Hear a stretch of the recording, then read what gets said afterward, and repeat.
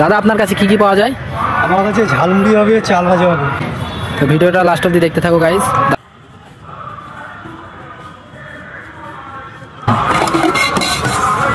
মুড়ি ভাজা,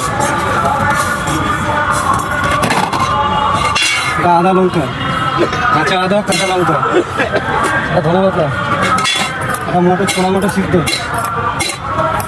চানাচুর, আলু সিদ্ধ, শসা গাজর, বাদাম, ভাজা বাদাম, ভাজা মশলা, বিট লবণ, পেঁয়াজ,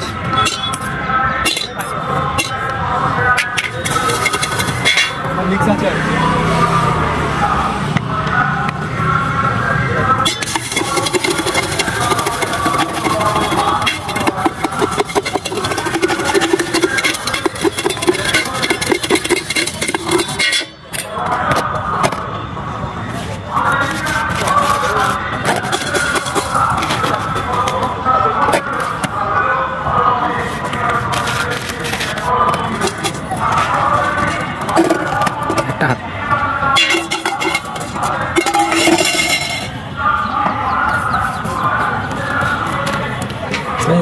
নারকেল।